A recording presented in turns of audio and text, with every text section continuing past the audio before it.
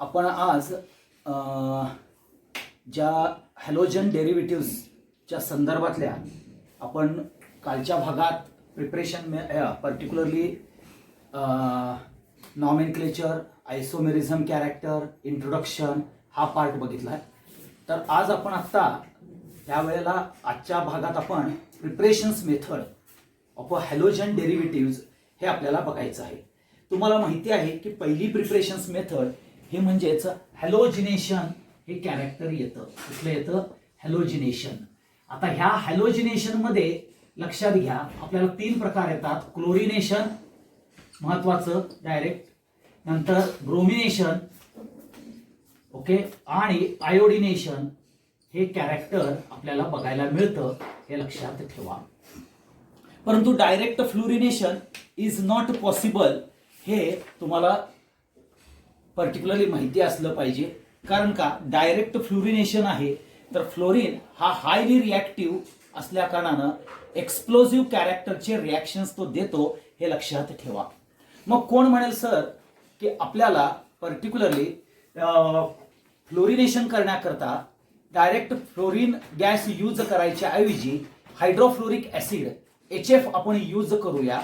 तर HF use केला तर लक्षात घ्या HF हा हायड्रोफ्लोरिक ऍसिड आणि त्याची रिॲक्टिव्हिटी टुवर्ड्स द अल्केन जर तुम्ही केलं तर काय होऊ शकतं? तर हायड्रोफ्लोरिक ऍसिड हा पॉइझनस गॅस आहे, हे लक्षात ठेवा. हायड्रोफ्लोरिक ऍसिड हे पॉइझनस कॅरेक्टर आहे, हे सगळ्यात महत्वाचं. आणि नॉट ओनली दॅट, हा जो आपल्याला पॉइझनस आहे आणि करोसिव्ह टू द स्किन कॅरेक्टर पण आहे, म्हणजे करोजन पण होऊ शकतं स्किनला. आणि म्हणून direct fluorination is not possible with particularly in case of a halogenation. मग पॉसिबल काय आहे? तर क्लोरिनेशन अँड ब्रोमिनेशन हे पॉसिबल आहे. आता हे क्लोरिनेशन अँड ब्रोमिनेशन तुम्ही जर बघायला गेला तर बाळांनो, पहिल्यांदा तुम्हाला 11वीला ह्या गोष्टी झालेल्या आहेत बघा. तुम्ही हा CH4 घेतलेला आहे प्लस Cl2 घेतलेला आहे, ओके. सनलाइट हा म्हटलाय किंवा UV लाईट किंवा डिफ्युज्ड लाईट हे कॅरेक्टर आपण डिफ्युज्ड लाईट हे कॅरेक्टर 11वीला तुम्हाला सांगितलेलंच आहे. आणि मग कुठलाही अल्केन घ्या, C2H6 घ्या किंवा मिथेन घ्या, इथेन घ्या, कुठलाही कॅरेक्टर जरी घेतला तर condition is going to same. आणि तुम्हाला इथं CH3Cl किंवा C2H5Cl आणि प्लस HCl असं बघायला मिळतं.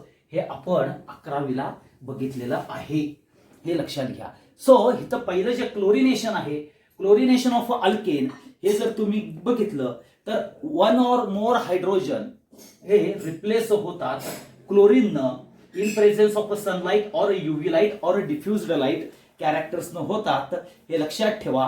आणि आपल्याला by removing HCl you will get particularly alkyl chloride हे आपल्याला प्रोड्यूस होतात. हे आपल्याला 11वीला बघितलेला आहेच आहे. हा सगळ्यात महत्वाचा पार्ट आहे. आता तुम्हाला माहितीच आहे ही CH4 मिथेन बरोबर Cl2 ची रिॲक्शन असेल, तसंच मी तुम्हाला मगाशी इथेन बरोबरची Cl2 ची रिॲक्शन सांगितलेली आहे.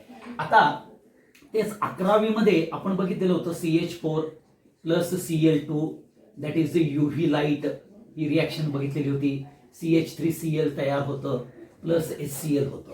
परत हा CH3Cl परत Cl2 बरोबर रिॲक्ट करतो, आपल्याला CH2Cl2 प्लस HCl, ओके.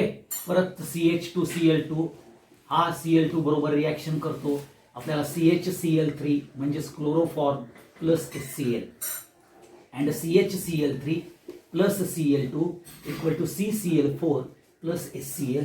असं आपण 11वीला बघितलं की all the hydrogen atoms is going to be replaced by this reactions during the chlorination. म्हणजेच chlorination in presence of UV light or sunlight or diffuse light हे character आपण बघितल्यानंतर यामध्ये सगळे हायड्रोजन रिप्लेस होतात अल्केन मधले आणि आपल्याला methyl chloride, methylene dichloride, chloroform आणि कार्बन टेट्राक्लोराईड हे प्रॉडक्ट बघायला मिळतात. हे आपण 11वीला अल्केनच्या केमिकल रिॲक्शन्स मध्ये बघितलेलं आहे. आणि तेच हिथं हॅलोजन डेरिव्हेटिव्हज मध्ये particularly preparation of alkyl halide म्हणजेच अल्काइल क्लोराइडचं प्रिपरेशन्स मध्ये ही आपल्याला रिॲक्शन बघायला मिळते. म्हणजे बघा, reaction of alkane is nothing but a preparation of halogen derivative हे डोक्यात ठेवा. आणि म्हणून थोडंसं 11वीत चाललं की तुम्हाला ह्या रिॲक्शन्स बघायला येतील. मग आता ही जी रिॲक्शन आहे, ह्या रिॲक्शनला थर्मल डिकम्पोजिशन असं सुद्धा म्हटलं जातं किंवा थर्मल डिकम्पोजिशन रिॲक्शन ही म्हटली जाते किंवा ह्यालाच फोटोकेमिकल रिॲक्शन असं सुद्धा म्हटलं जातं. आता फोटोकेमिकल रिॲक्शन्स म्हणजेच काय, either sunlight or UV light or diffuse light ह्या कॅरेक्टर्स मध्ये करतात. आता तुम्हाला मी मागच्या वेळेला ज्या वेळेला होमोलायटिक बॉन्ड फिशन आणि हेट्रोलायटिक बॉन्ड फिशन हे तुम्ही जे 11वीला बघितलेलं होतं त्यामध्ये एक लक्षात ठेवा, यूव्ही लाईट, सनलाइट, डिफ्युज्ड लाईट हे सगळे नॉन पोलर सॉल्व्हंट आहेत. आणि नॉन पोलर सॉल्व्हंट म्हटलं की डोक्यात ठेवा की होमोलायटिक बॉन्ड फिशन, आणि होमोलायटिक बॉन्ड फिशन असेल की फ्री रॅडिकल जनरेट होतात. आणि म्हणून इथं ज्या वेळेला हायड्रोजनला रिप्लेस करून क्लोरीन ऍड होतो, अटॅच होतो, म्हणजेच हायड्रोजनला सबस्टिट्यूट करतो, ते सबस्टिट्यूशन जे होतं बाळांनो, ते सबस्टिट्यूशन जे आहे ते फ्री रॅडिकल सबस्टिट्यूशन होतं. काय होतं? फ्री रॅडिकल सबस्टिट्यूशन होतं, हे लक्षात ठेवा. म्हणजेच हे आपल्याला homolytic bond fission, free radical substitution म्हणजेच तुमचं मेकॅनिझम आलं, फ्री रॅडिकल मेकॅनिझम आलं, हे लक्षात ठेवा. ज्या वेळेला हॅलोजिनेशन मधलं क्लोरिनेशन पार्ट तुम्ही अल्केनचं क्लोरिनेशन करता, म्हणजेच प्रिपरेशन्स मेथड मध्ये पहिली जी मेथड आहे दॅट इज नथिंग बट हॅलोजिनेशन. हॅलोजिनेशन म्हणजेच introduction of a hello group by replacing one or more hydrogen. त्यातलं आपण क्लोरिनेशन कॅरेक्टर बघितलं. त्या क्लोरिनेशन कॅरेक्टर मध्ये ज्यावेळेला मिथेन और इथेन Cl2 बरोबर रिॲक्ट करतात त्यावेळेला तुम्हाला पर्टिक्युलरली CH3Cl किंवा C2H5Cl हे आपल्याला इथाइल और मिथाइल क्लोराइड पहिल्या स्टेप्स मध्ये बघायला मिळतात. परंतु ही क्लोरिनेशन जी आपल्याला सनलाइट मध्ये किंवा यूव्ही लाईट मध्ये किंवा डिफ्युज्ड लाईट मध्ये ज्यावेळेला आपण हे रिॲक्शन करतो त्यावेळेला all hydrogens they are going to be replaced during this particularly chlorination with due respect with a photochemical reaction किंवा ज्याला आपण थर्मल डिकम्पोजिशन म्हणतो त्यावेळेला. मग ह्यामध्ये आपल्याला mixture of methyl chloride, methylene dichloride, chloroform and carbon tetra chloride बघायला मिळतं. म्हणजेच क्लोरिनेशन मध्ये लक्षात ठेवा मिक्सचर ऑफ प्रॉडक्ट बघायला मिळतात. आणि म्हणून हॅलोजिनेशन ही प्रोसेस लॅबोरेटरी मेथड म्हणून यूज केली जात नाही, ती इंडस्ट्रियल मेथड म्हणून यूज केली जाते. कारण का लॅबोरेटरी मेथड मध्ये लक्षात घ्या हे methyl chloride, methylene dichloride, chloroform और कार्बन टेट्रा क्लोराइड हे सेपरेट करण्याकरता आपल्याला व्हेरियस टेक्निक्स अवेलेबल नसतात. सो पर्टिक्युलरली लॅबोरेटरी मेथड म्हणून ही मेथड क्लोरिनेशन यूज करत नाहीत. परंतु लॅबोरेटरी पेक्षा इंडस्ट्रियल मेथड का आहे तर एकाच रिॲक्शन्स मध्ये तुम्हाला various valuable industrial product methyl chloride, methylene dichloride, chloroform आणि कार्बन टेट्रा क्लोराइड हे आपल्याला प्रोड्यूस होतात. एकाच वन स्टेप कॅरेक्टर्स मध्ये आपल्याला एवढे प्रॉडक्ट तयार होतात. आता तुम्हाला मी सांगितलंय की ही हॅलोजिनेशन रिॲक्शन आहे, ही फ्री रॅडिकल मेकॅनिझम आहे, सबस्टिट्यूशन आहे. आता हाच जर तुम्ही पार्ट जर बघितला बाळांनो तर 11वीला ह्या रिॲक्शन्स मध्ये आपल्याला 3 स्टेप्स मध्ये ही रिॲक्शन्स कॅरीड आउट होते. एक तुम्हाला सांगितलेलं आहे चेन इनिशिएशन. ओके, आता चेन इनिशिएट करणार म्हणजेच तुमचा बघा CH4 plus Cl2 equal to UV light. Okay, आणि तुम्हाला मिळेल CH3Cl प्लस HCl असं जर तुम्ही बघितला. आता UV लाईट हा एनर्जीचा फॉर्म आहे आणि ते एनर्जी म्हणजे फोटोकेमिकल रिॲक्शन आहे. सनलाइट सुद्धा एनर्जीज आहे, ती सुद्धा फोटोकेमिकल रिॲक्शन आहे. म्हणजेच मिथेन पण UV लाईट ऍब्झॉर्ब करणार, Cl2 पण ऍब्झॉर्ब करणार. परंतु लक्षात घ्या Cl-Cl बॉन्ड हा वीक बॉन्ड आहे as compared to C-H bond पेक्षा. मग जो स्ट्रॉंग बॉन्ड आहे त्याच्यापेक्षा वीक बॉन्ड कुठला आहे? ClCl आहे. कारण का इथं लक्षात घ्या, ह्याच्यामध्ये इलेक्ट्रोनिगेटिव्हिटी डिफरन्स सेम आहे. ह्याच्यामध्ये इलेक्ट्रोनिगेटिव्हिटी डिफरन्स हा कार्बनचा जास्त आहे हायड्रोजनच्या पेक्षा, म्हणजे इथं पोलर कॅरेक्टर आहे, म्हणजे हा स्ट्रॉंग बॉन्ड आहे कार्बन आणि hydrogen as compare to ClCl bond. मग UV लाईट ऍब्झॉर्ब केला पहिल्यांदा, हा ब्रेक होईल, म्हणजेच चेन इनिशिएशन होण्याकरता ClCl बॉन्ड हा ब्रेक होईल UV लाईट मध्ये, म्हणजेच हा क्लोरीन स्वतःचे इलेक्ट्रॉन स्वतःकडे ठेवेल आणि म्हणजेच फ्री रॅडिकल जनरेट होईल. म्हणजे चेन इनिशिएशन मध्ये फ्री रॅडिकल जनरेट होणार आहेत, हे लक्षात ठेवा. मग त्याच्यानंतर आपण बघितलं चेन प्रोपोगेशन, हे सुद्धा तुम्ही 11वीला बघितले. आता चेन प्रोपोगेशन मध्ये काय होतं? हा तुमचा CH4 आहे आणि हा तुमचा पर्टिक्युलरली Cl फ्री रॅडिकल आहे. तो काय करतो? ज्या वेळेला ह्यातला एक हायड्रोजन रिप्लेस केला तर हा फ्री रॅडिकल ह्याला देतो, CH3 फ्री रॅडिकल तयार होतं आणि तिथं HCl तयार होतं. मग हा जो CH3 फ्री रॅडिकल आहे जो Cl न दिलेला आहे तो ClCl म्हणजे Cl2 बरोबर रिॲक्ट करतो आणि हा फ्री रॅडिकल Cl ला देतो, म्हणजे तिथं हा CH3Cl तयार होतो आणि परत Cl फ्री रॅडिकल म्हणून जनरेट होतो. मग हा Cl फ्री रॅडिकल परत CH3Cl बरोबर हा Cl फ्री रॅडिकल येतो, हा हायड्रोजनला हे करतो आणि परत तुम्हाला इथं CH2Cl असं बघायला मिळतं. ओके, हे लक्षात ठेवा फ्री रॅडिकल. आणि परत इथं आपल्याला HCl तयार होतं आणि परत हा CH2Cl जो फ्री रॅडिकल तयार झालेला आहे त्याच्या बरोबरीनं परत ClCl ची रिॲक्शन केली की हा फ्री रॅडिकल इथं देतो आणि मग तुम्हाला CH2Cl2 प्लस CH2Cl2 आणि प्लस Cl फ्री रॅडिकल असे जनरेट होतात, म्हणजेच चेन प्रोपोगेट होते. हे 11वीला आपण शिकलेलो आहे चेन प्रोपोगेशन. आणि मग ज्या वेळेला सगळे हायड्रोजन रिप्लेस होतील त्यावेळेला तुम्हाला शेवटची स्टेप्स येईल चेन टर्मिनेशन. आणि ह्या चेन टर्मिनेशन मध्ये सगळे हायड्रोजन रिप्लेस होतात, हे लक्षात ठेवा. आणि हे चेन टर्मिनेशन झाल्यानंतर आपल्याला सगळ्यात महत्वाचे all hydrogens they are going to be replaced. Okay, ते काय होतात? ते सगळे रिप्लेस होतात, हे लक्षात ठेवा. आणि आपल्याला particularly mixture of methyl chloride, methylene dichloride, chloroform आणि कार्बन टेट्रा क्लोराईड बघायला मिळतं. तसंच हे चेन इनिशिएशन, चेन प्रोपोगेशन आणि चेन टर्मिनेशन हे रिॲक्टिव्हिटी कॅरेक्टर्स मध्ये आपल्याला बघायला मिळतात. म्हणजेच मेकॅनिझम कॅरेक्टर्स मध्ये तुम्हाला जे 11वीला जे झालेलं आहे त्यामध्ये इनिशिएट करतोय कोण? तर क्लोरीन क्लोरीन बॉन्ड ब्रेक होतो, कारण का तो वीक आहे, एवढं लक्षात ठेवा. हा सगळ्यात महत्वाचा पार्ट येतो. म्हणजेच तुम्ही बघा इथं ज्या वेळेला तुमचं क्लोरोफॉर्म तयार झाल्यानंतर, लक्षात घ्या ह्या चेन प्रोपोगेशन मध्ये क्लोरोफॉर्म तयार झाल्यानंतर ज्यावेळेला ClCl ची रिॲक्शन कराल त्यावेळेला हायड्रोजन रिप्लेस होणार आहे आणि CCl4 तयार होणार. मग CCl4 च्या पुढे रिप्लेस करण्याकरता हायड्रोजन आहे का? तो पॉइंट म्हणजेच चेन टर्मिनेशनचा पॉइंट येतो, हे लक्षात ठेवा.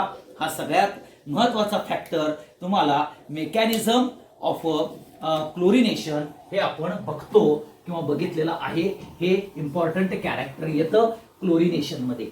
आता ह्या क्लोरिनेशन नंतर आपण बघतो की ज्याला आपण ब्रोमिनेशन कॅरेक्टर म्हणतो. आता ब्रोमिनेशन कॅरेक्टर मध्ये काय होतं? तर तुमचं C2H6 plus Br2 in presence of AlBr3. आता AlBr3 तुम्हाला सगळ्यांनाच माहिती आहे इनकम्प्लीट ऑक्टेट असलेला कंपाऊंड आहे, म्हणजेच तो इलेक्ट्रॉन ऍक्सेप्ट करतो, म्हणजेच हा लेविस ऍसिड म्हणून काम करतो AlBr3. नाहीतर प्रश्न विचारला मी की what is the role of AlBr3 in particularly bromination of alkane? हा तुमचा इथेन आहे, तर सगळेजण म्हणतात सर तो कॅटॅलिस्ट आहे. तर कॅटॅलिस्ट नाही, इथं तो ऍक्ट करतो लेविस ऍसिड म्हणून. आणि इथं Br2 च Br plus and Br minus म्हणजेच हेटेरोलायटिक बॉन्ड फिशन होतं. काय होतं? हेटेरोलायटिक बॉन्ड फिशन. कारण AlBr3 हा पोलर सॉल्व्हंट आहे, हे लक्षात घ्या. पोलर कॅरेक्टरचं येतं. पोलर कॅरेक्टर म्हटलं की हेट्रोलायटिक बॉन्ड फिशन होणार आहे. हेट्रोलायटिक बॉन्ड फिशन झालं की ह्यातला एक हायड्रोजन, म्हणजेच बघा हा तुमचा इथेन आहे, ओके, ह्यातला एक हायड्रोजन रिप्लेस करतो. हायड्रोजनला पॉझिटिव्ह कॅरेक्टर आहे, म्हणजेच हा Br त्याला रिप्लेस करतो आणि इथं तुम्हाला C2H5Br, आणि मग हा हायड्रोजन ह्या Br मायनस बरोबर जाऊन HBr तयार होतं. म्हणजेच आता इथं इलेक्ट्रोफाईलला इलेक्ट्रोफाईल सबस्टिट्यूट करतो, म्हणजेच इथं इलेक्ट्रोफिलिक सबस्टिट्यूशन रिॲक्शन येते. आणि रोल काय येतो, पर्टिक्युलरली AlBr3 चा लेविस ऍसिड म्हणून तो काम करतो, तो कॅटॅलिस्ट म्हणून काम करतो, हे लक्षात ठेवा.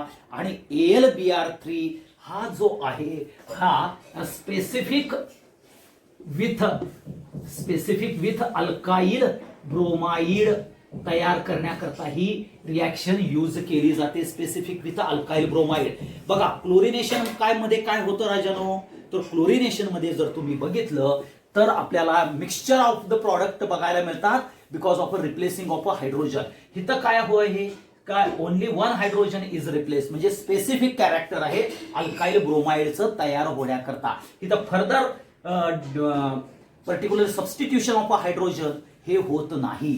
केव्हा, ज्या वेळेला Br2 रिॲक्ट करतो इथेन बरोबर इन प्रेझेन्स ऑफ AlBr3. परंतु तेच क्लोरिनेशन जर आपण केलं इन प्रेझेन्स ऑफ सनलाइट तर तिथं आपल्याला मिक्सचर बघायला मिळतात, म्हणून ते स्पेसिफिक कॅरेक्टर नाही, स्पेसिफिक प्रॉडक्ट तयार होत नाही कोणामध्ये, क्लोरिनेशन मध्ये. परंतु ब्रोमिनेशन मध्ये आपल्याला स्पेसिफिक प्रॉडक्ट तयार होतो. हे तुम्हाला सगळ्यांनाच माहिती आहे, हे आता लक्षात ठेवा.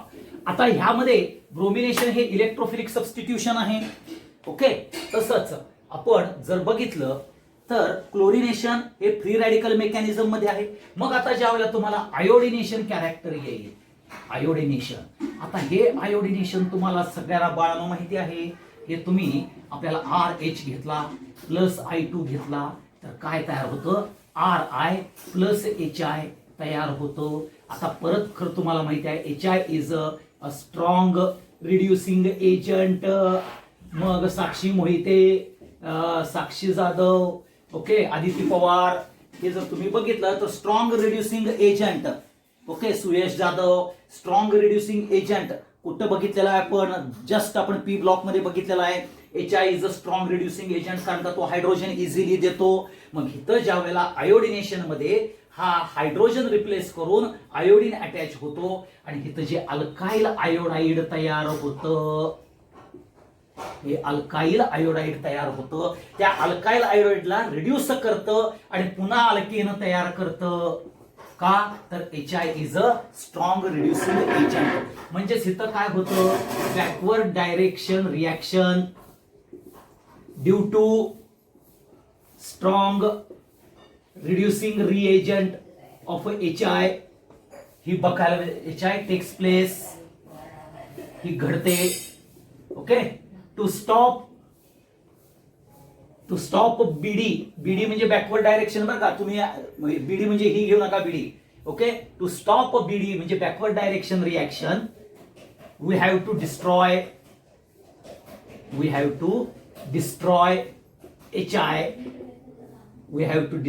HI by using oxidizing agent like HGO, HNO3 or HiO2 हे आपल्याला स्ट्रॉंग रिड्युसिंग एजंट बघावे लागतात. सॉरी, HiO3 बरं का, हायड्रो आयोनिक ऍसिड, HiO3 आपल्याला बघायला मिळतात, हे लक्षात ठेवा. म्हणजे ही जी रिव्हर्सिबल रिॲक्शन आहे, जी बॅकवर्ड डायरेक्शन रिॲक्शन आहे, कुणामुळे येते तर HI मुळे होते. ते स्टॉप करण्याकरता आपल्याला HGO, HNO3, HiO3 हे स्ट्रॉंग रिड्युसिंग एजंट आपण यूज केले तर हे HI जे प्रोड्यूस होणार आहे ड्युरिंग द आयोडिनेशन हे स्टॉप होतं, डिस्ट्रॉय होतं बाय युझिंग ऑक्सिडायझिंग एजंट. आता इथं सुद्धा लक्षात घ्या, इथं जे I2 आहे, इथं सुद्धा हे I2 I plus and I minus म्हणजेच हेट्रोलायटिक बॉन्ड फिशन होणार आहे. परंतु जर लक्षात घेतलं तुम्ही तर आपल्याला इथं I प्लस आणि I मायनस ज्यावेळेला होईल त्यावेळेला हेट्रोलायटिक बॉन्ड फिशनमध्ये अल्काइल आयोडाईड आणि स्ट्रॉंग रिड्युसिंग एजंट हे आपल्याला बघायला मिळतील, हे लक्षात ठेवा. आणि इथं जो पर्टिक्युलरली फॉर्मॅट कॅरेक्टर्स जो येतो तिथं RI आणि HI मुळे परत रिव्हर्सिबल जे कॅरेक्टर येतं हे इम्पॉर्टंट आयोडिनेशनच्या बाबतीत तुम्ही लक्षात ठेवा. आणि म्हणून मग आपल्याला ही रिॲक्शन स्टॉप करण्याकरता मग जर समजा तुम्ही आपल्याला इथं अल्केन घेतलेला आहे, इथेन हा अल्केन घेतला C2H6 plus I2 in presence of HgO हे जर तुम्ही घेतला तर आता इथं पर्टिक्युलरली लक्षात घ्या तुम्हाला तयार होणार आहे C2H5I म्हणजेच इथाइल आयोडाईड आपल्याला तयार करायचं आहे, हे लक्षात ठेवा. आणि आपल्याला इथं HgI2 आणि प्लस H2O तयार होतो. आता मग हे बॅलन्स करण्याकरता आपल्याला फक्त लक्षात घ्या की तुम्ही ट्वाइस C2H6 घ्या आणि ट्वाइस I2 घ्या. ओके, आता बघा तुम्ही ट्वाइस C2H6 म्हणजेच C2H5 हा H असा लिहितो मी, C2H5 आणि हा H असा लिहितो. आता I2 किती आहेत तुमच्याकडे? 4 आहेत की नाही बघा, 4 I आहेत. ओके, ह्यातले 2 I ह्याला एक आणि ह्याला एक रिप्लेस करून तुम्हाला इथं ट्वाइस C2H5I म्हणजेच इथाइल आयोडाईड तयार होईल, ज्याला आपण आयोडो इथेन म्हणू. आता Hg ची जी व्हॅलेन्सी आहे, Hg ची जी व्हॅलेन्सी आहे ती डायव्हॅलेंट आहे, मग ह्या दोन I बरोबर घेऊन तुम्हाला HgI2 तयार होईल. आता हे जे 2 हायड्रोजन रिप्लेस झालेले आहेत हे 2 हायड्रोजन H2 आणि हा O म्हणून H2O तयार होईल. आणि ह्याप्रमाणे आपण डिस्ट्रॉय करू कुणाला? HI ला. आता तसंच तुम्ही HiO3 हा बरोबर तुम्ही बघा C2H6 परत घ्या प्लस HiO3 घ्या आणि प्लस I2 हे घेतलं कॅरेक्टर. आता इथं लक्षात घ्या 5C2H6 हे आपल्याला घ्यावे लागतात, हे लक्षात ठेवा HiO3 मध्ये. आणि हा जो आयोडीन आहे तिथं ट्वाइस I2 घ्यायचे. आता बघा हा तुम्ही हे 4 I2 आणि हा 1 5 झाले आणि म्हणून इथं 5 C2H6 घेतले म्हणजे C2H5 इथं 1 2 3 4 आणि हे 5 I आहेत. आता हा एक I, ओके, आणि हे 4 I आपण असे घेतले 1 2 3 4 5 हे पाचीच्या पाचीही हायड्रोजन रिप्लेस करतील आणि ह्या आपल्याला लागतील इथं 5C2H5I म्हणजेच इथाइल आयोडाईड तयार होईल, हे लक्षात घ्या. मग आता ह्यातले आपल्याला बघा हा आपल्याला 1 2 3 4 5 हा 6, ओके, 6 हायड्रोजन आणि 3 ऑक्सिजन मिळून तुम्हाला तयार काय होईल? थ्राइस H2O हे कॅरेक्टर तयार होईल. कळालं? हे समजलं? तर ह्या पद्धतीनं आपण HiO3 हा रिड्युसिंग एजंट येऊन आपल्याला डिस्ट्रॉय करता येतो. तसंच तुम्ही C2H6 बरोबर I2 प्लस HNO3 हा जर तुम्ही घेतला तर इथं फक्त ज्या वेळेला बॅलन्सिंग करता तिथं हा 8 घ्या आणि इथं हा 4I2 घ्या. ओके, आता 8 आणखीन 4I2 म्हणजेच तुमच्याकडे 8 आयोडीन झालेले आहेत, एवढं लक्षात घ्या. म्हणजेच इथं 8 हायड्रोजन 1 2 3 4 5 6 7 आणि 8 असे 8 हायड्रोजन ह्या इथेन मधून, हा सगळा इथेन आहे बरं का राजानो, हे लक्षात ठेवा. ह्या HNO3 म्हणजे नायट्रिक ऍसिड बरोबर रिॲक्शन्स करताना म्हणजेच आयोडिनेशन करताना इथं 8 आपण बॅलन्सिंग करता घेतलेले आहेत, म्हणजे इथं 8 हायड्रोजन जाणार आहेत आणि 8 आयोडीन लागणार आहेत, म्हणजे 8C2H5I तयार होईल, हे लक्षात घ्या. आता हा एक आपल्याला इथं हायड्रोजन आहे, एक हा HN आणि हा O3. आता हा नायट्रोजन 1 2, ओके, नायट्रोजन 1 हायड्रोजन 1 2 3 हा NH3 म्हणून बाहेर पडेल. काय बाहेर पडेल? NH3 म्हणून बाहेर पडेल. आणि हे 3 ऑक्सिजन आणि हे 6 हायड्रोजन मिळून थ्राइस H2O तयार होईल. आणि अशा तऱ्हेनं आपल्याला HNO3 HiO3 आणि पर्टिक्युलरली HgO हे स्ट्रॉंग रिड्युसिंग एजंट यूज करून आयोडिनेशन रिॲक्शन हे करता येते, एवढं लक्षात ठेवा. इथं आयोडिनेशन सुद्धा इलेक्ट्रोफिलिक सबस्टिट्यूशन कॅरेक्टर मध्येच येतं. I प्लस आणि I मायनस हेट्रोलायटिक बॉन्ड फिशन मध्ये होतं, एवढं लक्षात ठेवा. आणि त्यामुळं आयोडिनेशन फक्त करत असताना सगळ्यात महत्वाचा फॅक्टर काय आहे, तर तो सगळ्यात महत्वाचा फॅक्टर तुम्ही लक्षात ठेवा. रिव्हर्सिबल रिॲक्शन कुणामुळे होते, HI मुळे जी होते ती HI मुळे होत असताना लक्षात घ्या, त्या स्ट्रॉंग रिड्युसिंग एजंट हे कॅरेक्टर ज्या वेळेला आपण बघतो, त्या स्ट्रॉंग रिड्युसिंग एजंट कॅरेक्टर मुळे आपल्याला बॅकवर्ड डायरेक्शन रिॲक्शन घडते, म्हणजे रिव्हर्सिबल कॅरेक्टर घडतं. आणि ते स्टॉप करण्याकरता म्हणजे थोडक्यात डिस्ट्रॉय करण्याकरता. आता ज्या वेळेला आपण क्लोरिनेशन, ब्रोमिनेशन आणि आयोडिनेशन म्हणतो, तर रिॲक्टिव्हिटी कॅरेक्टर बघितलं तर Cl2 greater than Br2, Br2 greater than I2 हे तुम्हाला बघायला मिळतं. हे सगळ्यात तुम्ही सगळ्यांनी लक्षात ठेवा, रिॲक्टिव्हिटी ऑर्डर ऑफ अ हॅलोजिनेशन. आणि Cl2 greater than Br2, Br2 greater than I2 हे लक्षात घ्या. आता ज्या वेळेला तुम्हाला बघा, म्हणजे मी तुम्हाला आता डिफरन्स सांगतो की क्लोरिनेशन मध्ये आपल्याला फ्री रॅडिकल मेकॅनिझम आहे. आता फ्री रॅडिकल मेकॅनिझम आहे तर लक्षात घ्या, टर्शरी फ्री रॅडिकल हा स्टेबल असणार आहे की नाही, दॅन सेकंडरी, सेकंडरी स्टेबल असणार आहे की नाही प्रायमरी. म्हणजेच तुम्ही लक्षात घ्या, जर तुम्ही ऑर्डर ऑफ स्टॅबिलिटी बघितली फ्री रॅडिकल मध्ये, तर tertiary is stable than secondary, secondary is stable than primary. हे लक्षात घ्या. हा सगळ्यात महत्वाचा कॅरेक्टर आपल्याला बघायला मिळेल ज्या वेळेला तुम्हाला चान्सेस किंवा ऑप्शन्स मिळतील. म्हणजेच बघा कसं आहे, ज्या वेळेला तुम्ही हा घ्याल CH3, CH2, CH3 आणि ह्याच्या बरोबर Cl2 केला, तर बाळानं तुम्हाला दोन प्रकारचे प्रॉडक्ट तयार होणार आहेत. आणि हे UV लाईट मध्ये घेतला, हे मी तुम्हाला पुढचं सांगतोय, UV लाईट मध्ये जर घेतला तर ह्याचे दोन फ्री रॅडिकल्स तयार होणार आहेत. एक CH3, CH2 आणि हा CH3 असा फ्री रॅडिकल तयार होईल, इथला हायड्रोजन जाऊन एक, ओके. किंवा हा CH3, CH2, CH2 म्हणजे आयदर प्रायमरी फ्री रॅडिकल तयार होईल किंवा सेकंडरी फ्री रॅडिकल तयार होणार आहे की नाही. ज्या वेळेला प्रोपेन अंडरगोज क्लोरिनेशन, मग तुम्हाला सगळ्यांनाच माहिती आहे की stability tertiary greater than secondary greater than primary होईल.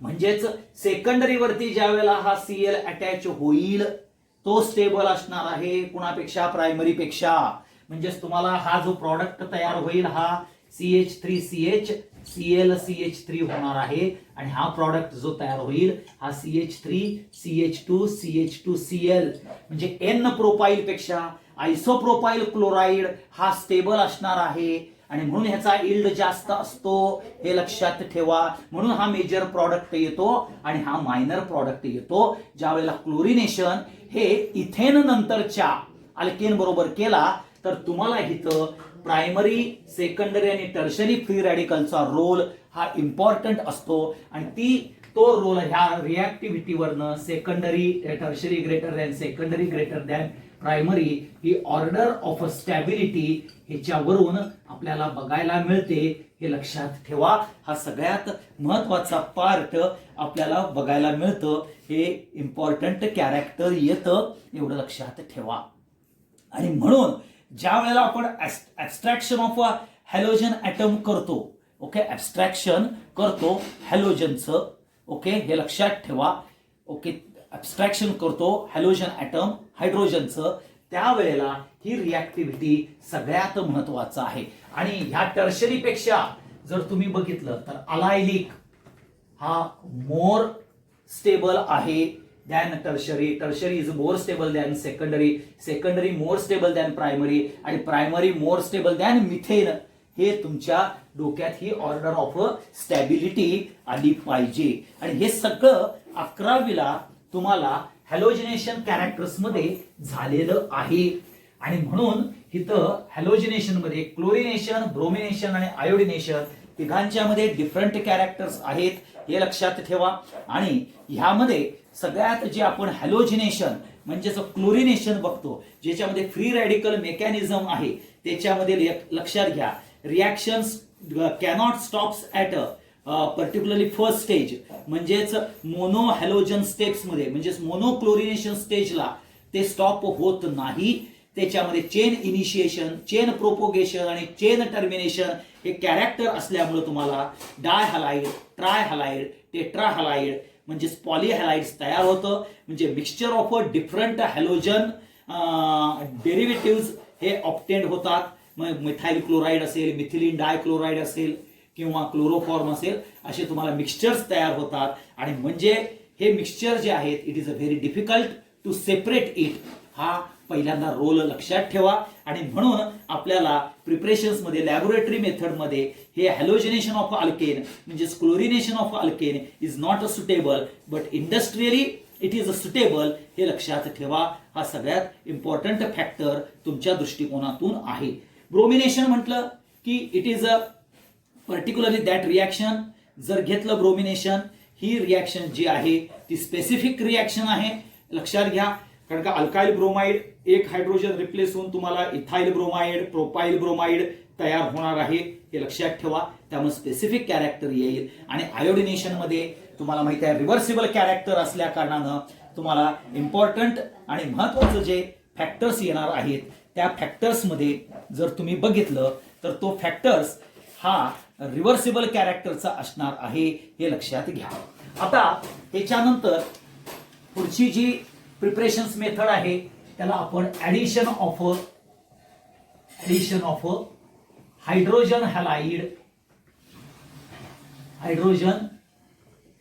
हॅलाइड विथ अल्कीन असं आपण बघतो. Addition of hydrogen halide with alkyne. Okay, आता दोन प्रकारचे अल्कीन आहेत, तुम्हाला माहिती आहे, symmetrical alkyne and unsymmetrical alkyne. म्हणजेच हा CH2 डबल बॉन्ड CH2 हा सिमेट्रिकल अल्कीन आहे, इथिन. ह्याच्याबरोबर तुम्ही HBr, HCl यांच्याबरोबर जर तुम्ही रिॲक्शन केली तर काय होणार आहे, हा Br ह्या इकडे गेला आणि इकडे गेला काय, किंवा हा हायड्रोजन ह्या डबल बॉन्ड कॅरेक्टरला गेला किंवा ह्याला गेला. प्रॉडक्ट हा तयार होणार आहे, CH3CH2Br तयार होणार आहे, हे तुम्हाला माहितीच आहे. परंतु जर हे अनसिमेट्रिकल अल्कीन असेल आणि हा तुम्हाला HBr किंवा HCl सारखा जर कॅरेक्टर असेल, ओके, तर तुम्हाला दोन प्रकारचे प्रॉडक्ट तयार होतात, हे तुम्हाला माहिती आहे. एक येतो CH3CH2CH2Br, ओके, आणि हा एक येतो CH3 हा CHBr CH3, ओके. हा 1 ब्रोमोप्रोपेन तयार होतो आणि हा तुम्हाला माहिती आहे 2 ब्रोमोप्रोपेन, ओके. आता ह्याचं नाव येतं N प्रोपाइल ब्रोमाइड, ह्याचं नाव येतं आयसोप्रोपाइल ब्रोमाइड. आणि हा तुम्हाला मेजर प्रॉडक्ट आहे, ओके.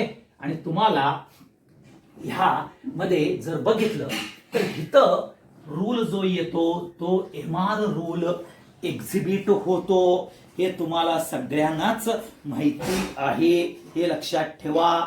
मग आता हे दोन प्रॉडक्ट तयार होतात, तर सगळ्यात महत्वाचं जे कॅरेक्टर आहे, ज्या वेळेला तुम्ही रिॲक्शन बघता त्यावेळेला MR रूल काय सांगतो, हे propene unsymmetrical alkyne reacts with unsymmetrical reagent.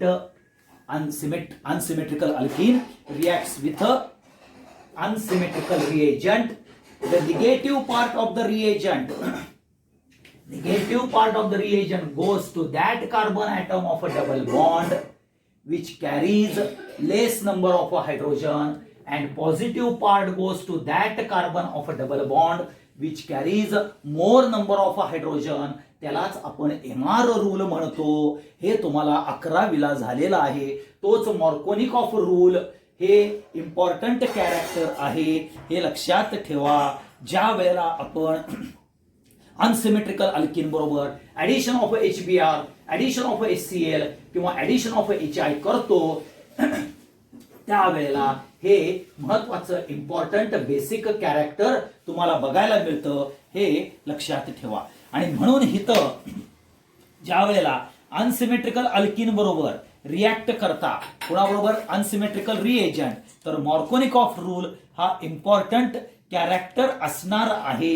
हे तुम्ही ज्या वेळेला डोक्यात घ्याल किंवा महत्वाचा पार्ट येईल तर त्यावेळेला तुम्हाला हे ऍडिशन बघायला मिळते. ऍडिशन ऑफ हायड्रोजन हॅलाइड करता आपल्याला जिथं मार्कोनिकॉफ रूल तयार होणार आहे, हे इम्पॉर्टंट कॅरेक्टर येतं. मग इथं मेजर प्रॉडक्ट हा 2 ब्रोमोप्रोपेनच का येणार, व्हाय नॉट 1 ब्रोमो. मग इथं आपल्याला मेकॅनिझम कॅरेक्टर हा इम्पॉर्टंट बघायला मिळणार आहे. बघा हा तुमचा CH3 CH double bond CH2, ह्याच्यामध्ये तुम्ही HBr ऍड करणार.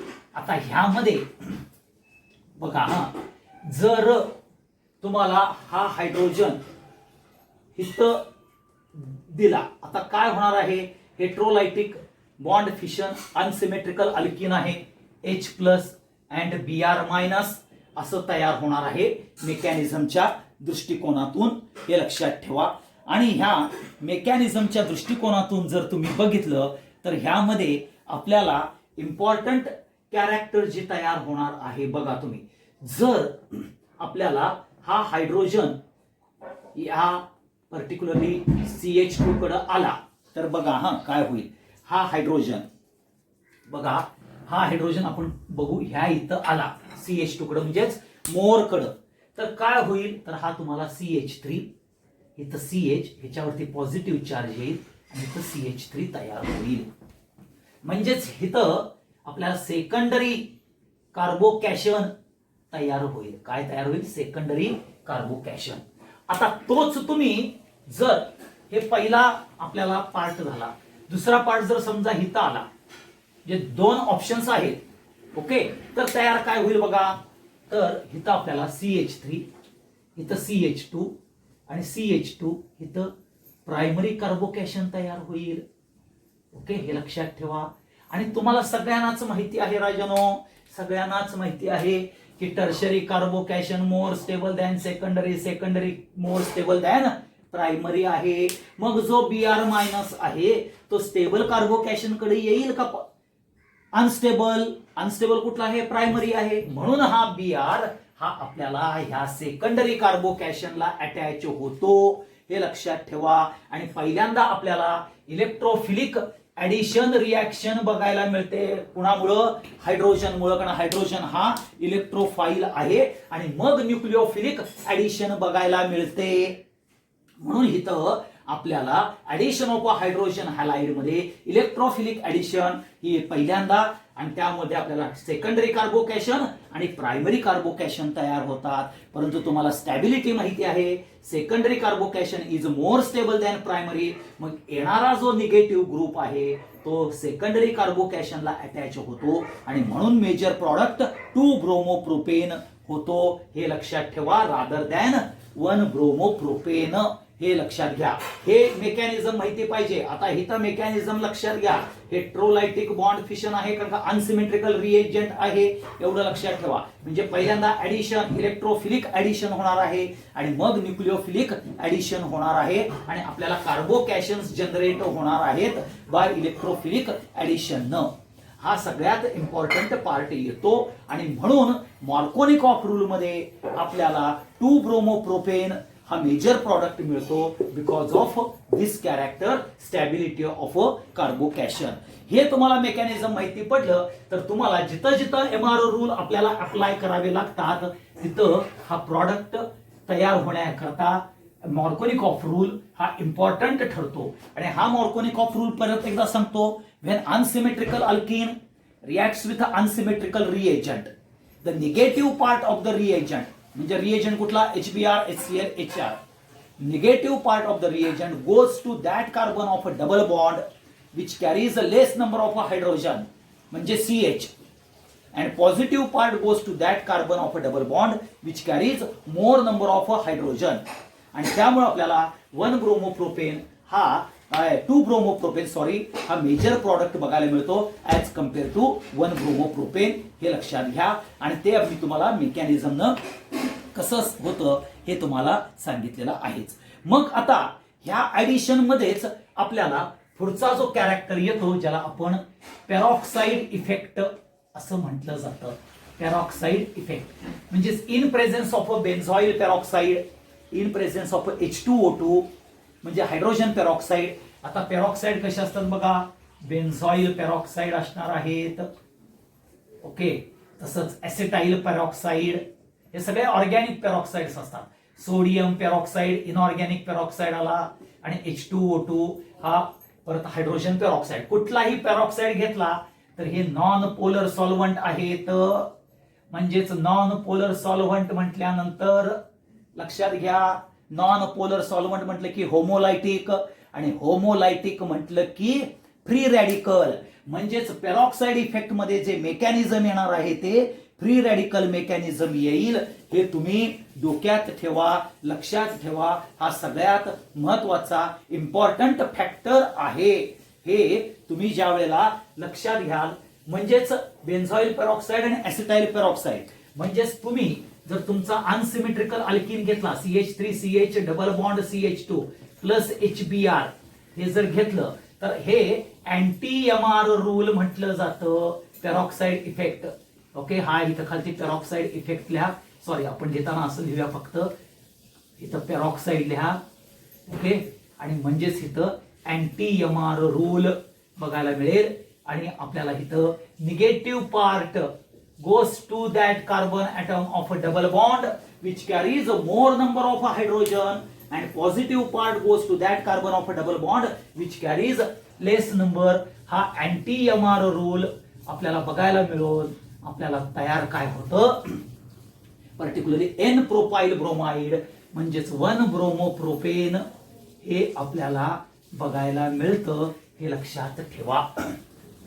N ब्रोमोप्रोपेन हा आपल्याला कॅरेक्टरिस्टिक्स वाईज बघायला मिळतो. 1 bromopropane in presence of peroxide हे जनरेट होतं.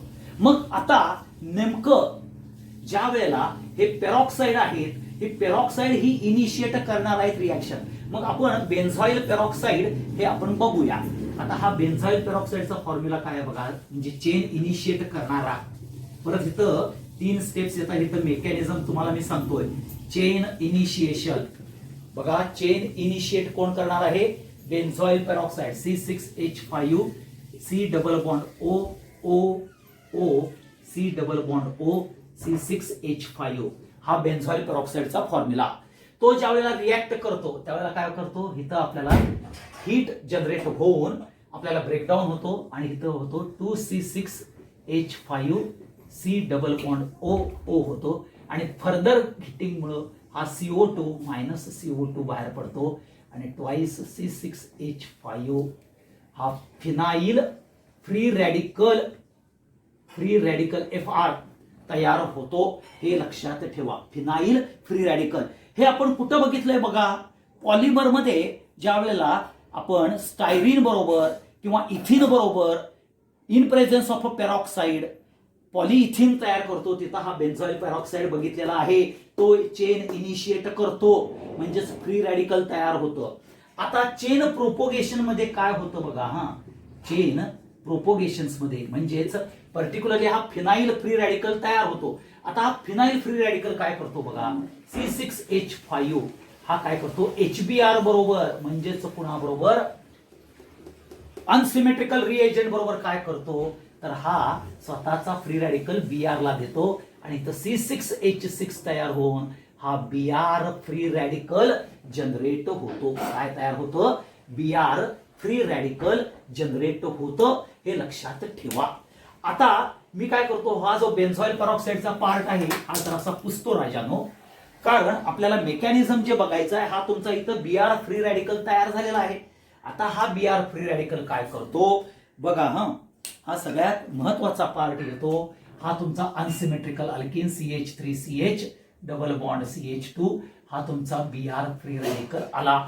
तो डबल बॉन्डच्या वरती ज्या वेळेला कॅरेक्टर्स वरती लक्षात घ्या, जर हा Br फ्री रॅडिकल ओके आपल्याला जर समजा Br इथं जर अटॅच झाला, बघा हा, Br ह्या कार्बनला जर अटॅच झाला, म्हणजे पहिली पॉसिबिलिटी इथं जर झाला तर तयार काय होईल बघा, हा CH3CH2Br, म्हणजे हा फ्री रॅडिकल ह्या कार्बन वरती येईल, सेकंडरी फ्री रॅडिकल वरती येईल.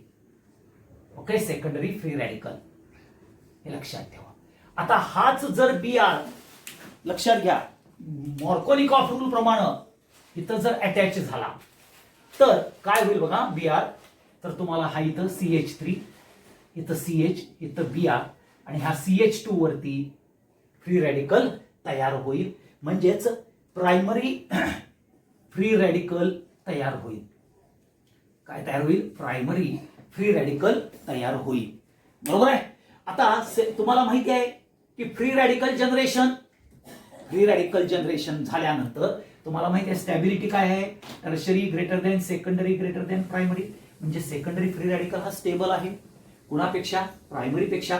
मग जो HBr मधला H आहे तो अटॅच होतो ह्या फ्री रॅडिकलला.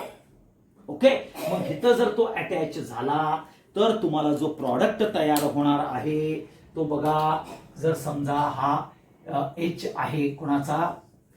HBrचा, आणि जर तो इथं अटॅच झाला, ह्याला अटॅच झाला तर काय होईल?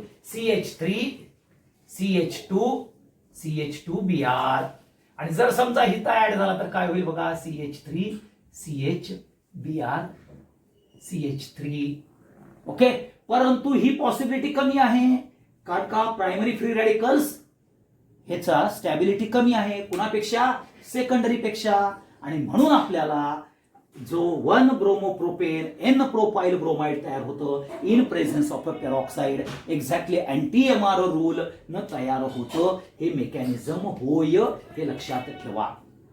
म्हणजेच हा तुमचा बेन्झॉइल पेरॉक्साइड आहे, हा बेन्झॉइल पेरॉक्साइड इनिशिएट करतो रिएक्शन, फ्री रॅडिकल जनरेट होतं, फिनाइल फ्री रॅडिकल HBr बरोबर म्हणजेच अनसिमेट्रिकल रिएजंट बरोबर रिएक्ट करून तुम्हाला Br फ्री रॅडिकल्स जनरेट करतो, आणि तो Br फ्री रॅडिकल जो आहे तो अटॅक करतो आपल्याला, आणि सेकंडरी आणि प्रायमरी फ्री रॅडिकल जनरेट करतो, आणि मग राहिलेला जो हायड्रोजन आहे तो हायड्रोजन आपल्याला आयदर सेकंडरी किंवा प्रायमरीला जर अटॅच होणार असेल तर त्यावेळेला आपल्याला काय बघायला मिळेल, तर प्रायमरी फ्री रॅडिकलचा प्रॉडक्ट आणि सेकंडरी फ्री रॅडिकलचा प्रॉडक्ट. परंतु सेकंडरी हा काय आहे? मोर स्टेबल आहे कुणापेक्षा? प्रायमरी पेक्षा, कारण का secondary free radical is more stable than primary free radicals, हे लक्षात ठेवा. आणि म्हणून ह्या पेरॉक्साइड इफेक्टला अँटी-MR रूल सुद्धा म्हटलं जातं, किंवा खर्श-मायो इफेक्ट असं सुद्धा म्हटलं जातं. काय म्हटलं जातं? खर्श-मायो इफेक्ट असं सुद्धा त्या ह्याला म्हटलं जातं, हे लक्षात ठेवा. आता इथं जर लक्षात ठेवा, HBr हा महत्वाचा कॅरेक्टर बघितला जातो, हे लक्षात ठेवा, कारण का peroxide effect is more specific with HBr rather than HI आणि HCl. कारण का HCl, HBr आणि HI जर तुम्ही घेतला तर HCl ला 107 किलो कॅलरी एवढी एनर्जी द्यावी लागते, HBr ला 85 किलो कॅलरी, आणि ह्याला साधारणपणे HI ला 72 kilo calorie is sufficient to break the HCl bond. मग लक्षात घ्या, ज्यावेळेस तुम्ही पेरॉक्साइड यूज करता HCl हा बॉन्ड ब्रेक होत नाही, कॅन्ट डिकम्पोज, म्हणजेच कॅनॉट ब्रेक. हा 107 किलो कॅलरी एवढी sufficient energy HCl bond break करावा लागतो, तेवढी एनर्जी पेरॉक्साइड इफेक्ट प्रोव्हाइड करत नाही. म्हणून ऑर्डिनरी कंडिशन मध्ये HCl हा डिकम्पोज होत नाही. मग जर HCl जर डिकम्पोज होत नाही तर क्लोरीनचा फ्री रॅडिकल हा डबल बॉन्ड वरती अटॅकच करणार नाही. मग कोणतरी मला असं म्हणेल की सर आपण जर हीट दिली, तर जरी हीट दिली HClचा बॉन्ड जरी ब्रेक केला तर यील्ड हा लो येतो, म्हणजेच जे तयार होणारा प्रॉडक्ट आहे, उतारा जो आहे तो कमी येतो, आणि म्हणून HCl हा पर्टिक्युलरली पेरॉक्साइड इफेक्ट मध्ये यूज केला जात नाही. परंतु जर समजा HI घेतला, HI बॉन्ड सगळ्यात 72 किलो कॅलरी एवढी लेस अमाऊंट ऑफ एनर्जी लागते, तेवढा पेरॉक्साइड प्रोव्हाइड करतो. HI बॉन्ड हा इझिली ब्रेक होतो. काय होतो? इझिली ब्रेक होतो. मग परंतु काय होतं? इझिली ब्रेक होत असताना दोन मॉलिक्युल्स मधला HI जर ब्रेक झाला तर ह्यातला आयोडीन आणि हा आयोडीन एकत्र येऊन अग्लोमरायझेशन पद्धतीनं आयोडीन तयार होतो आणि तो एस्केप होतो. कुणापासून? तर रिॲक्शन मधून. ऍक्च्युली हा आयोडीन काय व्हायला पाहिजे? आयोडीन फ्री रॅडिकल तयार व्हायला पाहिजे आणि तो आयोडीन फ्री रॅडिकल डबल बॉन्डला अटॅक केला पाहिजे, हे लक्षात ठेवा. आणि हा डबल बॉन्डला अटॅक होत नसल्या कारणानं आणि एस्केप होत असल्यानं HI सुद्धा पेरॉक्साईड इफेक्ट मध्ये घेतलं जात नाही, परंतु HBr ला हा इफेक्ट साधला जातो. कारण 85 किलो कॅलरीला HBr हा इझिली ब्रेक होतो आणि अग्लोमरायझेशन होत नाही, Br2 होत नाही. Br फ्री रॅडिकल जो जनरेट होतो तो इझिली अटॅक करतो. एवढं लक्षात ठेवा. हा सगळ्यात महत्वाचा पार्ट येतो. आणि म्हणून पेरॉक्साईड इफेक्ट मध्ये HBr हाच स्पेसिफिक का आहे? तर इझिली डिकम्पोज होतो आणि फ्री रॅडिकल जनरेट होऊन डबल बॉन्ड वरती अटॅक करतो. It is not case with the HCl, कारण HCl ला मोर अमाउंट ऑफ एनर्जी लागते. ऑर्डिनरी कंडिशन मध्ये डिकम्पोज होत नाही. HI डिकम्पोज होतो, परंतु दोन मॉलिक्युल्स HI च्या जो आयोडीन बाहेर पडणार आहे तो I2 मॉलिक्युल म्हणून रिॲक्शन मधून एस्केप होतो instead of attacking to the double bond and to carry out the further reaction. आणि म्हणून इथं HBr हा मोस्ट इम्पॉर्टंट कॅरेक्टर आहे, एवढं लक्षात ठेवा.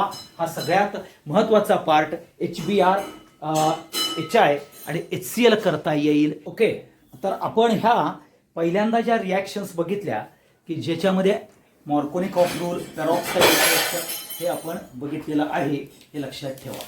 आता त्याच्यानंतर आपल्याला पेरॉक्साईड इफेक्ट आणखी ह्याच्यानंतर ज्यावेळेला मार्कोनिकॉफ रूल त्याचे स्टेटमेंट्स विचारले जातील. आता तुम्हाला माहिती आहे की पेरॉक्साईड इफेक्ट असू दे किंवा मार्कोनिकॉफ रूल असू दे, ह्याच्यामध्ये मिथाइल हॅलाइड तुम्ही काहीही प्रिपेअर करू शकत नाही, हे लक्षात ठेवा. ओके, हा सगळ्यात महत्वाचा पार्ट येतो. आता पुढच्या ज्या प्रिपरेशन्स मेथड आहेत ज्याला आपण फ्रॉम अल्कोहोल म्हटलं जातं, हे लक्षात ठेवा. आता फ्रॉम अल्कोहोल ह्याच्यामध्ये पहिलं येतं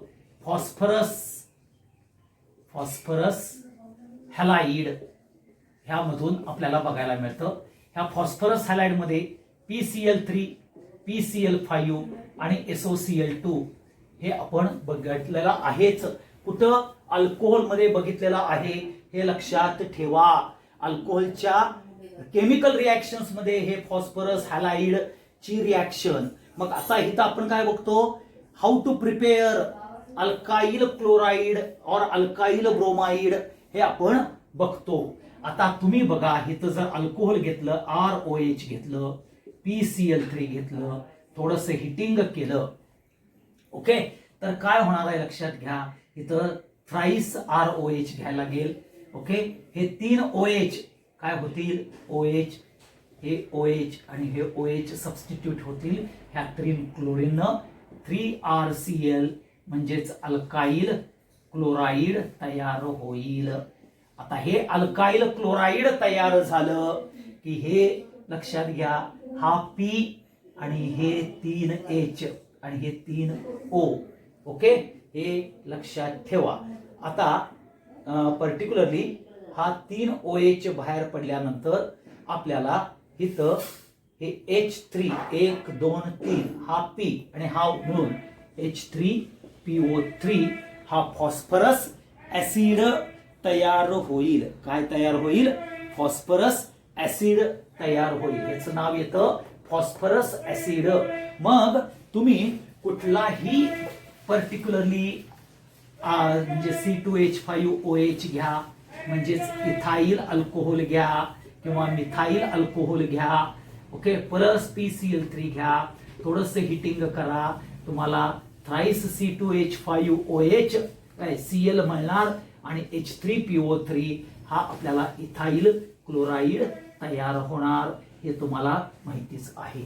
परंतु जर तुम्हाला PbR3 अँड PI3 म्हणजेच अल्काइल ब्रोमाइड आणि अल्काइल आयोडाइड तयार करायचं असेल, अल्काइल ब्रोमाइड और अल्काईल आयोडाईड तयार करायचं असेल तर इथं लक्षात घ्या C2 रिॲक्शन ही महत्वाची येते. कुठली रिॲक्शन? C2 reaction. लक्षात घ्या अल्काईल ब्रोमाइड आणि अल्काईल आयोडाईड हे PCl3 म्हणजेच PCl3 सारखं PbR3 आणि PI3 हे स्टेबल ऑर्डिनरी कंडिशनला असत नाही, ते डिकम्पोज होतं आणि म्हणून तुम्हाला particularly months together days together हे तयार करून ठेवता येत नाही. आणि म्हणून इथं आपल्याला प्रिपेअर्ड करून कुठलं अल्काईल ब्रोमाइड आणि अल्काईल आयोडाईड प्रिपेअर करायचं आणि प्रिपेअर केल्या केल्या अल्कोहोल बरोबर त्याची रिॲक्शन करायची म्हणजेच ती C2 रिॲक्शन होय, हे लक्षात ठेवा. म्हणजेच काय, हा तुमचा पर्टिक्युलरली फॉस्फरस आहे, हा तुमचा Br2 आहे. ओके, हे लक्षात ठेवा. आता हा थ्राईस Br2 घेतला आणि ट्वाईस P घेतला तर तुम्हाला लक्षात घ्या ट्वाईस PbR3 हा प्रॉडक्ट तयार होईल. ट्वाईस PbR3 हा प्रॉडक्ट तयार होईल. तसाच twice P plus thrice I2 घेतला तर ट्वाईस PI3 हा तयार होईल. म्हणजेच जसं फॉस्फरस ट्रायक्लोराइड घेतलं तसंच phosphorus tribromide, phosphorus try iodide. म्हणजेच तुम्हाला जर अल्काईल ब्रोमाइड आणि अल्काईल आयोडाईड तयार करायचं असेल तर first you have to prepare this PbR3 and PI3 and then मग आता लक्षात ठेवा मी फक्त बघा ह्याच इथं काय करतो, ह्या PCl3 च्या ऐवजी इथं PbR3 टाकतो. C2 रिॲक्शन झालेली आहे, इथं काय होईल, Br तयार होईल आणि अल्काईल ब्रोमाइड तयार होईल. H3PO3 ऍज इट इजच तयार होणार आहे, वेगळं काहीही तयार होत नाही, हे डोक्यात ठेवा. कारण का अल्काईल ब्रोमाइड आणि अल्काईल आयोडाईड, कारण का ब्रोमिन आणि आयोडीनचा साईज बिगर जसा होतो तसा अँग्युलर स्ट्रेन क्रिएट होतो. अँग्युलर स्ट्रेन झाला की बॉन्ड हा वीक होतो, तो स्ट्रॉंग नाही. म्हणजेच आपल्याला अल्काईल ब्रोमाइड आणि अल्काईल आयोडाईड हे इझिली आयसोलेट करता येत नाहीत, ते डिकम्पोज होतात. आणि म्हणून आपल्याला C2 रिॲक्शन्स मध्ये जस्ट प्रिपेअर करायचं आणि अल्कोहोल बरोबर रिॲक्शन केली की अल्काईल क्लोराईड आणि इथं PbR3 घेतलं की अल्काईल ब्रोमाइड तयार होईल. म्हणजेच मी मगाशी अल्काईल क्लोराईड दाखवलं तसंच फक्त काय करायचं, अल्काईल ब्रोमाइड आणि अल्काईल आयोडाईड करता प्रिपरेशन करा. Red phosphorus with bromine, red phosphorus with iodine आणि तुम्हाला हा फॉस्फरस रेड घ्यायचा बरं का, व्हाईट घ्यायचा नाही. व्हाईट हा पॉइझनस आहे, हे तुम्हाला ऑलरेडी P ब्लॉक मध्ये सांगितलेलं आहे. रेड फॉस्फरस बरोबरच Br2 आणि I2 ची रिॲक्शन केली जाते आणि PbR3 आणि PI3 तयार होतं. आणि ह्या फक्त अॅरो वरती काय लिहायचं, रेड P प्लस Br2 एवढं लिहिलं की तुमची रिॲक्शन झाली. मग इथं आयोडीनच्या बाबतीत काय लिहायचं राजानो, तर इथं फक्त PI3 घ्या. ओके, आणि इथं रेड P प्लस I2 घ्या, तुम्हाला प्रॉडक्ट तयार होणार आहे थ्राईस Ri आणि H3PO3 ऍज इट इज तयार होणार आहे, हे लक्षात घ्या. म्हणजेच अल्काईल क्लोराईड असेल, अल्काईल ब्रोमाइड असेल, अल्काईल आयोडाईड असेल, ते इझिली तयार करू शकता PCl3 ह्या कॅरेक्टरनं. समजलं? ह्यामध्ये कुणाला काही शंका आहे का? ओके, ही जर शंका नसेल तर, कारण का हे ऑलरेडी अल्कोहोल मध्ये झालेलं आहे, तेच मी पुन्हा रिपीट करतोय. कुणाकरता JEEच्या मुलांना सांगतोय. नीट आणखीन CETला हे ऑलरेडी तुम्हाला झालेलं आहे, रिपिटेशनच आहे. फक्त C2 रिॲक्शन का, तर तेवढा तुम्हाला रोल सांगितला. कारण PbR3 PI म्हणजे ब्रोमीन आणि आयोडीन यांचा लार्ज साईज असल्यामुळे अँग्युलर स्ट्रेन क्रिएट होतो, तो स्टेबल कंपाऊंड अल्काईल ब्रोमाइड आणि अल्काईल आयोडाईड होत नाही, हे तुम्ही डोक्यात ठेवा. आणि ते होत नसल्या कारणानं आपल्याला सगळ्यात महत्वाचं जे कॅरेक्टर आहे ते जस्ट प्रिपेअर करायचं. Red phosphorus with bromine, red phosphorus with iodine, phosphorus tribromide, phosphorus try iodide तयार करा आणि अल्कोहोल बरोबर रिॲक्ट करा. आता PCl5 बरोबर ज्यावेळेला तुम्ही रिॲक्शन करता कोणाची, अल्कोहोलची, तर ROH प्लस PCl5 थोडंसं हिटिंग. आता बघा हा OH एका Cl न बाहेर पडतो, म्हणजे तुमचे 1 2 3 4 Cl राहतात, हा P तयार राहतो ऍज इट इजच, लक्षात घ्या. आता हा P राहिलेला आहे, हा OH एका Cl न, म्हणजे हा OH बाहेर पडला, तुम्हाला RCl तयार होईल. इथं अल्काईल क्लोराईड तयार होईल, हे लक्षात घ्या.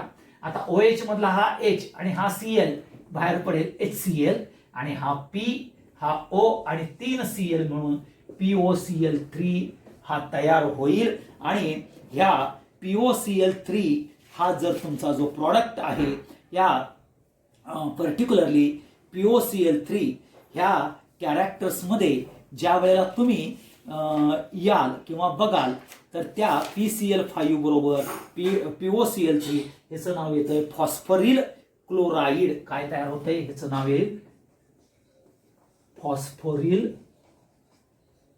क्लोराईड. हा प्रॉडक्ट तयार होतो, हे लक्षात ठेवा. हा सगळ्यात महत्वाचा part, particularly with respect to आपल्याला अल्कोहोल्सच्या बरोबरीनं अल्कोहोल्सची ज्या वेळेला आपण रिॲक्शन्स करू PCl3 आणि PCl5 बरोबर, हे लक्षात ठेवा. किंवा ह्या फॉस्फरिल क्लोराईड पेक्षा आपल्याला फॉस्फरस, ओके, असं नाव येतं, फॉस्फरस ऑक्सिक्लोराईड असं सुद्धा तुमचं नाव तुम्ही लिहिला तरी POCl3 ला चालेल. परंतु इथं PBr5 किंवा PI5 हे तयार होत नाहीत, कारण का साईज मोठा, अँग्युलर स्ट्रेन ते एक्झिस्ट म्हणजे आयसोलेट करू शकता, परंतु त्याची स्टॅबिलिटी कमी आहे. म्हणून PCl5 फॉस्फरस पेंटाक्लोराईड बरोबर रिॲक्शन करू शकता, परंतु PBr5 आणि PI5 हे एक्झिस्ट नाहीत, हे लक्षात ठेवा. आणि ऑर्डिनरी कंडिशन मध्ये ते आयसोलेट करता येत नाही, ते स्टेबल नाही आहेत, म्हणून PBr5 आणि PI5 ची इथं रिॲक्शन होत नाही, because of a large size आणि angular strain is more unstable character येतं आणि एक्झिस्ट राहत नाहीत ऑर्डिनरी कंडिशनला.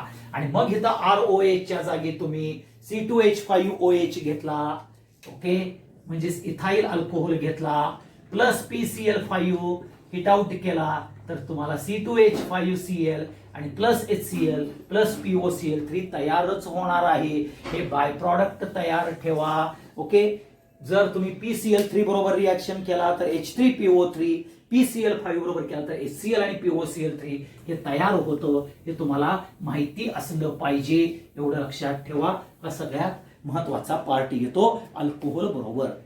तसंच अल्कोहोल बरोबर SOCl2 ROH प्लस SOCl2 ह्याला आपण थायोनिल क्लोराईड म्हटलं जातं. काय म्हणतं? Thionyl chloride. ह्या थायोनिल क्लोराईड बरोबर particularly in presence of a pyridine reaction किंवा पिरिडीन बरोबर रिॲक्शन केली, हिट आउट केलं, काय होतं बघा, हा OH सबस्टिट्यूट होतो, SO हा Cl आणि हा Cl, एक Cl न सबस्टिट्यूट केला, तुम्हाला मिळालं RCl अल्काईल क्लोराईड मिळालं. आता हा OH आहे बाहेर पडलेला, हा O इथं येतो आणि SO2 म्हणून गॅस बाहेर पडतो, आणि हा H आणि हा Cl म्हणून HCl गॅस बाहेर पडतो, आणि तुम्हाला पर्टिक्युलरली प्युअर अल्काईल क्लोराईड तयार होतं. हा जो क्लोराईड आहे हा प्युअर अल्काईल क्लोराईड तयार होतं, एवढं लक्षात ठेवा. काय तयार होणार आहे? Pure alkyl chloride with thionyl chloride बरोबर. ह्याच रिॲक्शनला नाव डार्झन रिॲक्शन म्हटलं जातं. आता लक्षात घ्या, ROH बरोबर तुम्ही PCl5 घ्या, PCl3 घ्या किंवा SOCl2 घ्या, ह्या OH ह्या न्यूक्लिओफाईलला सबस्टिट्यूट होतो बाय क्लोरीन. क्लोरीन सुद्धा न्यूक्लिओफाईल आहे, म्हणून ह्या सगळ्या न्यूक्लिओफिलिक सबस्टिट्यूशन रिॲक्शन आहेत, हे डोक्यात ठेवा. Particularly ROH plus SOCl2 with pyridine. आता इथं रोल जो पिरिडीनचा आहे तो पिरिडीन ऍब्झॉर्ब HCl करतो, हे लक्षात ठेवा. पिरिडीन HCl गॅस ऍब्झॉर्ब करतो, हा त्याचा रोल आहे. कॅटॅलिस्ट हा रोल म्हणून तुम्ही सांगाल, करतो स्पेसिफिक रोल काय आहे, तर pyridine absorb the HCl gas, हे लक्षात घ्या. आता ह्यामध्ये जे बाय प्रॉडक्ट आहेत SO2 आणि HCl हे गॅशियस रूपात आहेत, म्हणून ते एस्केप होणार आहेत फ्रॉम द रिॲक्शन. हे एस्केप असल्या कारणानं, लिबरेट असल्या कारणानं तिथं कुठंही आपल्याला सेपरेशन करण्याकरता म्हणजेच इम्प्युरिटी ही प्रेझेंट राहणार नाही, आणि म्हणून थायोनिल क्लोराईड बरोबर प्युअर अल्काईल क्लोराईड तयार होतं, हे लक्षात ठेवा. परंतु थायोनिल क्लोराईड सारखंच तुम्ही SOBr2 किंवा SOI2 थायोनिल ब्रोमाइड किंवा थायोनिल आयोडाइड तयार होत नाही. सेम कंडिशन अनस्टेबल आहे. SOI2 तर एक्झिस्ट नाही आहे आणि SOBr2 तुम्ही अनस्टेबल आहे, ते आयसोलेटच करू शकत नाही. परत त्याचा अँग्युलर स्ट्रेंथ आणि साईज ह्या कॅरेक्टरवरती आपल्याला येऊन पडतो, एवढं लक्षात ठेवा. आणि म्हणून थायोनिल क्लोराईड बरोबर प्युअर अल्काइल क्लोराईड तयार होईल. ह्या आरच्या जागी तुम्ही CH3 टाकू शकता, C2H5 टाकू शकता, ओके, प्रोपाईल टाकू शकता, ब्युटाईल टाकू शकता आणि तुम्हाला प्युअर रिस्पेक्टिव्ह अल्काइल क्लोराईड हे तुम्हाला बघायला मिळेल. हे लक्षात ठेवा. हा सगळ्यात महत्वाचा पार्ट आपल्याला अल्कोहोलच्या रिॲक्शन बरोबर, alcohol with PCl3, PCl5 and SOCl2 ह्या रिॲक्शन्स आपल्याला बघायला मिळतात, हे लक्षात घ्या. आता ज्या पुढच्या ज्या रिॲक्शन्स आहेत त्या रिॲक्शन्स आपण उद्याच्या भागात बघूया. Thank you very